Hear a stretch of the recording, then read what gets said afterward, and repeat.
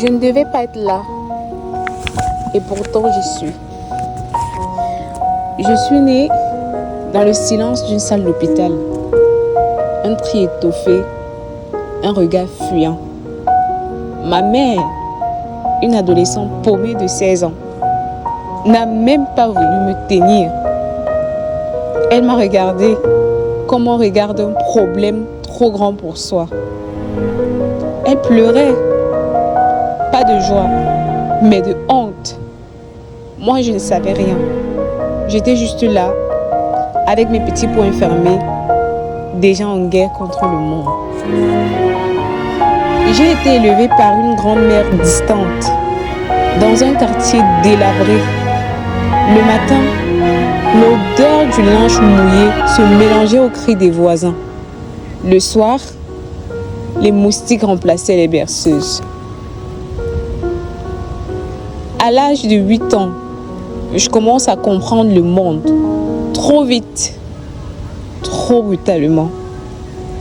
Ma mère vient me prendre chez ma grand-mère, étant déjà trop fatiguée par la vieillesse pour pouvoir assurer mon éducation. D'ailleurs, aujourd'hui, je me pose encore la question de savoir de quelle éducation on parlait même.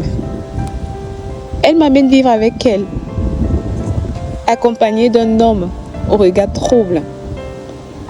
Cet homme a commencé à s'incruster, d'abord avec des bonbons, puis avec des gestes déplacés. Ensuite vint des menaces murmurées. Tu veux que ta mère t'aime, non? Alors tais-toi. Moi, je désirais tellement l'amour de ma mère. Chaque sourire qu'elle m'agressait me rendait tellement heureuse, vu la froideur qu'elle montrait la plupart du temps à mon égard. Je me taisais et j'endurais chaque nuit pendant 2 ans, jusqu'au jour où je sens parler. Mais ma mère, au lieu de me protéger, la gifle. J'ai juste eu comme réponse: tu cherches juste à me voler mon bonheur. Puis, plus un mot. Elle est sortie comme si de rien n'était et allait voir son compagnon. Malgré que quelques secondes avant, je lui parlais de l'horreur que celui-ci me fait subir depuis 2 ans. Dieu, la douleur que j'ai ressentie ce jour. Ce n'était pas un secret qu'elle n'a vraiment jamais voulu de moi. Mais je me suis dit qu'avec le temps, finalement, elle m'avait accepté. Mais non, jusqu'à ce jour encore, elle me voyait comme cet enfant. Cette chose qui est venue au monde juste pour lui enlever sa joie à chaque fois. J'étais blessée. Au plus profond de mon âme, j'ai pleuré toutes les larmes de mon corps. Mais rien. Ma propre mère venait de faire choix de croire en l'innocence de son compagnon, sans même avoir au préalable confronté celui-ci. Ma mère venait donc de faire un choix, juste de par cette phrase: mon compagnon, pas toi.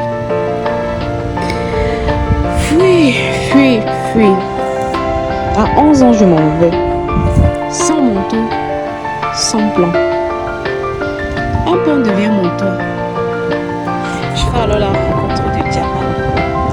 Jamal, c'était un ancien boxeur devenu SDF. Il me disait tout le temps: tu n'es pas faite pour mourir ici. Sois feu et pas sans petite. Je ne comprenais vraiment pas cette expression. Jamal donc m'apprend à survivre, à voler un pont sans me faire craindre, à me défendre, mais surtout à cuisiner.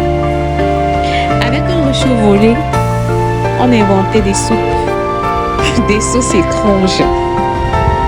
Tu as un don, Maëlia. Tes mains racontent des histoires, lui disait-il tout le temps. Je découvre au fil du temps que les seuls moments où je ressentais un semblant de joie, ou alors les quelques laps d'instants durant lesquels mon cerveau oubliait toutes mes souffrances pour ne se concentrer que sur un ressenti de bonheur, était uniquement lorsque je cuisinais. Je sentais une certaine liberté, un certain espoir, juste à la vue de cette petite cocotte en ébullition. Avec à l'intérieur une mixture tout inventée du début à la fin par moi. C'était drôle. Jamal, l'œuvre que la rue m'a donnée. Même dans le pire des griffons de la pauvreté, l'univers vous accorde des petits moments de bonheur, des petites lueurs d'espoir. Par moments, j'ai m'imaginé la tête que ma mère aurait pu avoir au moment de la découverte de ma fugue. Ma mère n'a jamais entrepris l'initiative de me chercher. De toutes les façons, pour elle, j'étais en poids. Sûrement à la découverte de la nappe trouée, vide, posée à même le sol derrière le rideau qui séparait ce qu'on considérait comme chambre du salon. Elle se serait juste dit mon débarras. Je suis restée pratiquement 2 ans à errer. À l'âge de 13 ans, j'avais tourné de long en large la ville. Je connaissais les coins et les recoins de cette ville où j'avais erré. Puis un jour, je me sentais fatiguée. J'ai remis toute ma vie en question. Je regardais ce jour du mois de mars autour de moi. J'étais assise juste au pied d'une benne à ordures. Je venais de la fouiller il y avait quelques minutes. Question de voir si je pouvais trouver un petit truc à me mettre sous la dent. Je n'avais guère trouvé quelque chose. J'étais assise là. Ça devait faire 2 jours que je n'avais pas mangé. Une douche. Je ne me souviens pas de la dernière fois que j'en avais prise. Pour moi, les seules fois que j'en prenais, c'était lorsqu'il pleuvait, profitant ainsi du peu d'eau que je pouvais recueillir. Et dans le cas où j'avais un vêtement de rechange, que j'avais peut-être volé ou trouvé lors de mes petites multiples marches du jour. Oui, ma vie était misérable. Très misérable. En me regardant en ce moment, on pensait facilement que j'étais folle. Les enfants me poursuivaient parfois. Les marchands me chassaient chaque fois qu'ils me voyaient. De peur de se faire voler par moi. Parce qu'il faut avouer, mon activité principale, c'était le vol. Pour pouvoir me nourrir, bien sûr. Ma vie n'était que de la merde. Je pleurais tout le temps. Ça n'allait pas. Quand je voyais des enfants de mon âge bien habillés, en joie, bien coiffés, j'avais le cœur serré. Je maudissais la terre, je maudissais ma vie. Puis à un moment donné, j'en avais marre de pleurer. Je sentais au fond de moi que je pouvais sortir de cette situation. Et que la seule façon de sortir de cette situation, c'était tout d'abord de me dire que c'était possible. Puis vint un jour où je pris mon courage à 2 mains. Et après avoir mis ma honte de côté, j'ai décidé de rentrer chez ma mère. Je me disais en moi-même, il est préférable pour moi d'y retourner que d'errer de quartier en quartier sans toutefois avoir un toit. Et encore moins sans être obligé de devoir voler pour manger. Au moins chez ma mère, j'aurais de quoi me mettre sous la dent. Mais au fond de moi, j'étais triste. Triste parce que je savais que ce pervers qui me servait de beau-père allait me réserver. Je savais ce qu'il allait me réserver. Et juste en pensant à ça, je me disais, Maëlia, est-ce qu'il serait peut-être préférable pour moi de rester dans la rue que de rentrer là-bas? Je changeais encore de décision. Mais après avoir encore passé 2 jours sans véritablement manger, j'ai pris la décision de mettre de côté, au fond de mon cerveau, Je me dis mes appréhensions, mes peurs, mes peines. Et j'ai décidé ce jour-là de retourner chez celle qui me servait de génitrice. Parce que jusqu'aujourd'hui, moi, je ne l'appelle pas ma mère. Je ne pense pas qu'elle soit ma mère. Je ne me dis pas au fond de moi que j'ai une mère. Pour moi, c'est ma génitrice. Maintenant, il y avait un problème. Parce qu'il ne faut pas oublier qu'à l'époque, on louait. Donc, je devais rentrer chez ma mère. Je voulais rentrer chez ma mère. Ok, mais où? Et si elle avait déménagé? Et si elle n'habitait plus où elle habitait? J'ai balayé tous ces trucs-là, toutes ces pensées-là de ma tête. Et au fond de moi, je marchais en espérant qu'elle louait encore dans son ancien logement. Et surtout, qu'elle devait m'accepter à nouveau. Parce qu'il ne faut pas oublier que j'ai fugué de la maison à 11 ans. Et que c'est 2 ans après que je revenais. Donc après une fugue de pratiquement 2 ans. Après 2 semaines de marche, j'arrivais enfin dans ce quartier. Ce n'est pas que j'étais très loin de l'endroit où ma mère louait avant. Certes, j'étais très loin. Mais j'ai pris particulièrement ces 2 semaines parce que je tournais par moments au cours de la route. Je me disais non, autant mieux je hais dans les rues. Après par moments, je me disais non, vaut mieux pour moi de continuer. Donc il y avait ces petits moments-là où je me disais non, je pars, non, je reste. Non, je pars, non, je reste. Non, raison pour laquelle ça a eu à me prendre 2 semaines. Donc j'arrivais enfin dans ce quartier qui me rappelait pas mal de souvenirs. Quelques bons, mais en majorité des souvenirs tristes surtout. Bizarrement, tout semblait figé dans le temps. On avait l'impression que le temps n'avait pas aidé à changer le décor pittoresque de ce quartier. Bien au contraire. Tout rappelait la galère, la misère. On aurait même dit que les beaux moments, si jamais il y en avait eu un jour, de ce quartier étaient passés. Parce qu'au vu de l'état des maisons, je compris que rien n'avait vraiment évolué de ce côté. Je ne savais vraiment pas à quoi penser. Moi qui pensais à un environnement meilleur, ou du moins mieux que ce que j'ai vécu à l'extérieur du domicile lors de mes années de fugue, je fus déçue. Très déçue. Puis vint le moment. Je vis de loin la porte de ma mère. J'avançais. Mais à chaque pas que je faisais, on aurait dit que mon cœur battait 1000 coups à la seconde. Je pouvais sentir mon cœur battre dans la poitrine. Une fois arrivé devant la porte, je toqua. J'avais le cœur qui battait à non point finir. Plusieurs sentiments traversaient mon cœur, mon corps. La peur, la joie, la panique.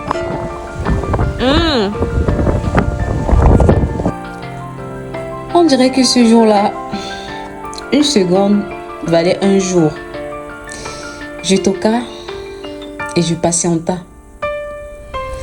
Pour moi, ce temps de patience semblait durer une éternité. À un moment donné, enfin, j'écoutais une voix qui me semblait familière. Et cette voix répondit, « J'arrive !» Cette voix-là, c'était celle de ma mère. J'imaginais dans ma tête 1000 scénarios qui se produiront. Je me disais, quand elle me verra, quand elle verra que c'était moi à la porte, va-t-elle me chasser? Va-t-elle me dire que je viens encore une fois de plus voler ou gâcher son bonheur, comme ces 2 fois où je suis entrée dans sa vie? Va-t-elle?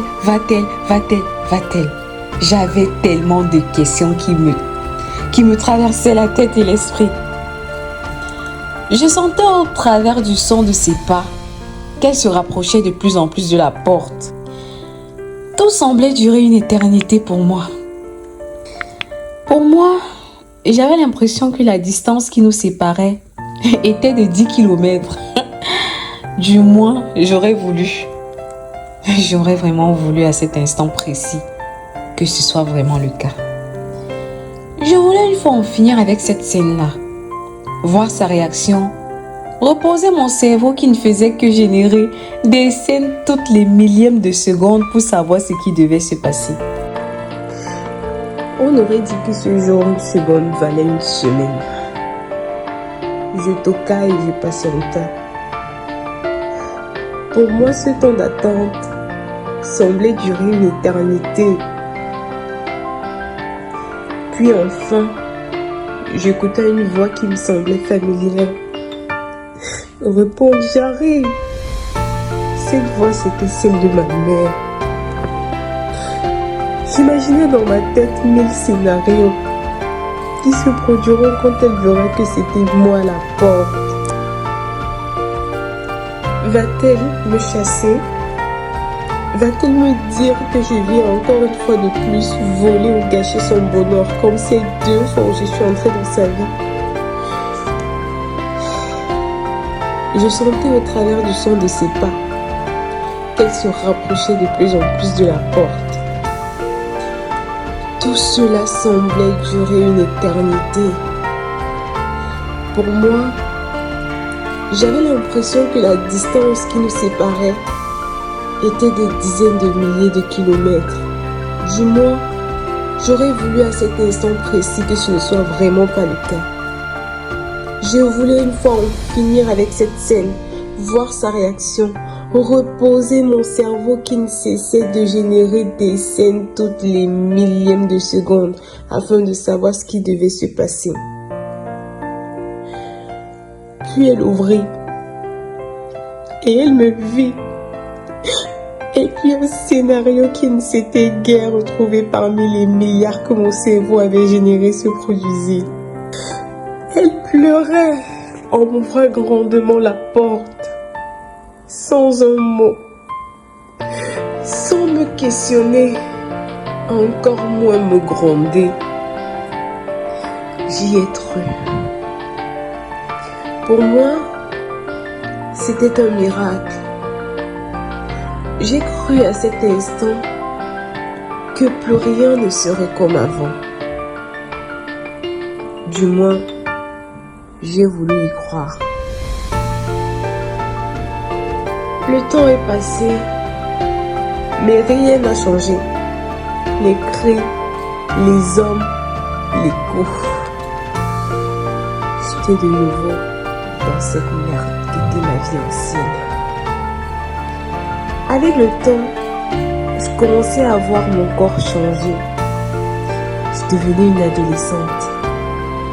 Et je commençais à ressentir le besoin de plaire aux garçons.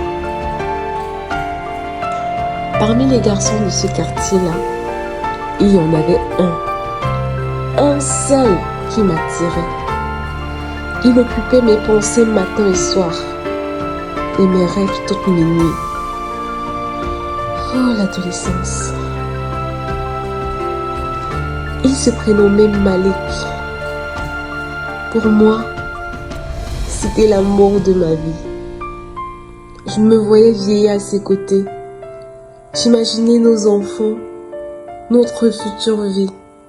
Or, l'amour de jeunesse, quand tu le tiens, plus il y en a de sens. On pense juste à celui qu'on aime. Plus il y en a de sens, plus il y en a de goût. Tout semble fade en son absence. Rien n'a de sens quand nous ne sommes pas avec l'être, la personne que nous pensons aimer. Et puis nous nous sommes mis ensemble. Malik m'écoutait, me faisait rire, me faisait rêver. Avec lui, j'avais l'impression de vivre un petit paradis sur terre. J'en venais même à oublier tout le calvaire que je subissais de la part de mon beau-père à la maison. Mais un soir, il m'amena dans un appartement. Il me prit dans le verre que je pris sans hésiter une seule seconde. Après quelques minutes, je sentais mon corps peser, mes yeux s'engrandir. Puis deux garçons entrés. Je les ai vus remettre chacun quelques liasses de billets à Malik. Avec le peu d'énergie qui me restait, j'ai crié non Malik, pas ça, pas toi. Tout sauf ça. Mais malheureusement, c'était trop tard. Il venait de m'offrir à ces deux garçons pour quelques pieds. Ce soir-là, j'ai compris que même les rêves pouvaient violer. Après cet incident-là, je me suis séparée de Malik. Du moins, il s'est séparé de moi. Parce qu'on ne s'est plus jamais rencontrés. J'ai eu vent qu'il avait quitté le quartier. Quelques mois plus tard, je découvre que je suis enceinte. Mais bon, pas de panique, pas de pleurs. Juste une décision. Je garderai cet enfant. Je serai la mère que je n'ai jamais vue. Comme je devais m'y attendre. Ma mère m'a mis à la porte. J'ai trouvé un foyer d'accueil. Je travaillais là-bas comme ménagère. Mais la plupart du temps comme plongeuse. Je cuisinais aussi pour les autres. Un jour, une responsable du centre vient et goûte mon plat. Et elle me dit, tu devrais faire ça pour vivre. Tu cuisines comme une chef. Je commence donc petit à petit à vendre sur le marché local. Je vendais des beignets épicés, du riz coco, des sauces citronnées. J'appréciais des petits mots sur les sachets, faits avec amour. Les gens revenaient par goût, par curiosité et surtout par admiration. Un jour, une dame m'a dit, ton plat m'a rappelé l'odeur de mon enfance. J'ai pleuré toute la nuit. Elle m'a fait me remémorer ces instants violents de mon enfance que j'ai eu à subir. Mais petit à petit, ça allait de mieux en mieux. Quelques mois plus tard, mon fils est né. Je l'ai appelé Eden. Il aime babiller dans la cuisine, joue avec des pierres en bois. Il est tout le temps entre mes pattes. C'est lui, mon carburant, ma lumière. Et chaque fois que je le vois, je me dis intérieurement, je n'ai rien, mais quand je te regarde, j'ai tout. Je travaille jour et nuit. Je cuisine, je livre, je vends. Je dors peu, je mange peu. Mais jamais, jamais, jamais, je ne me plains. Je n'avais qu'une seule idée en tête. Pouvoir offrir à cet enfant une vie bien meilleure que la misérable vie que moi j'ai eu à avoir quand j'étais petite. Un jour, par le pur des hasards, une influenceuse goûte mon plat. Elle a tellement apprécié et elle m'a demandé est-ce que je peux faire une vidéo avec vous. Je lui ai dit pourquoi pas. Elle a fait la vidéo et elle a posté. En description, elle a mis je viens de manger chez une fille du marché. C'est la meilleure cuisine que j'ai jamais goûtée. Le lendemain, on me dit que la vidéo était devenue virale.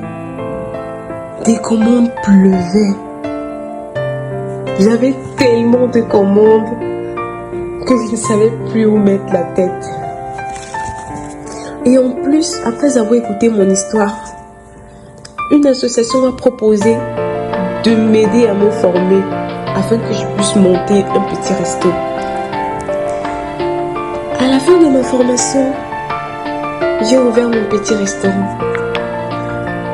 Au départ, je n'avais que 3 petites tables en plastique, mais les gens faisaient la queue. J'ai ouvert mon petit restaurant. Au départ, je n'avais que 3 petites tables en plastique, mais les gens faisaient la queue.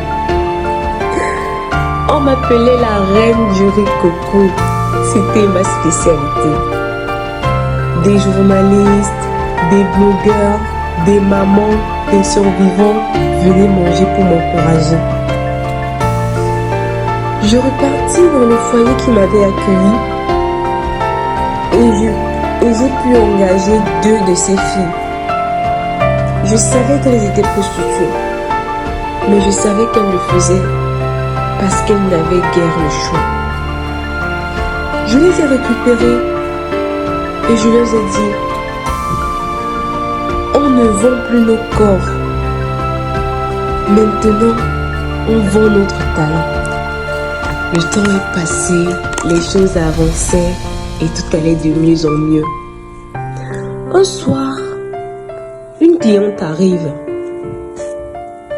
Elle était silencieuse, usée. C'était ma mère. Elle ne disait rien, elle ne disait rien. Elle mange son plat jusqu'à la dernière bouchée. Je l'observais depuis mon comptoir et je me disais: je ne peux pas me tromper, c'est ma mère. Puis au moment de partir, elle se tourne et elle me regarde. Je suis à cet instant précis qu'il s'agissait bel et bien de ma mère. Elle s'est retournée pour partir. Et là, ce mot qui n'a jamais voulu sortir de ma bouche, j'ai osé le prononcer pour la première fois. Maman! Elle se retourna. Je l'ai prise dans mes bras. Et je lui ai dit: tu n'as pas su m'aimer. Mais moi, j'ai appris à aimer malgré tout. Je te pardonne. Je venais de pardonner à ma mère. J'avais l'impression qu'un poids s'était ôté de mon cœur. Tout allait enfin si bien. Tout semblait si parfait. Jamais de ma vie je n'aurais espéré vivre cet instant-là.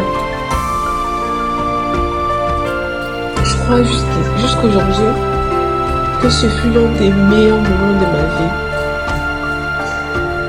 Aujourd'hui, Eden a 12 ans. Il dessine des maisons. Il me dit: maman, c'est pour toi. Une grande avec un jardin pour que tu te reposes. Si petit, mais déjà si attentionné. Je possède aujourd'hui 2 restaurants. Et je viens dès à présent à me lancer dans l'industrialisation d'une marque de sauce. Je donne des conférences dans des écoles et dans des orphelinats, et également dans des foyers. Et à la fin de chacune de mes conférences, je lui dis toujours haut et fort: je suis un miracle. Je suis la preuve que même le chaos peut enfanter la beauté.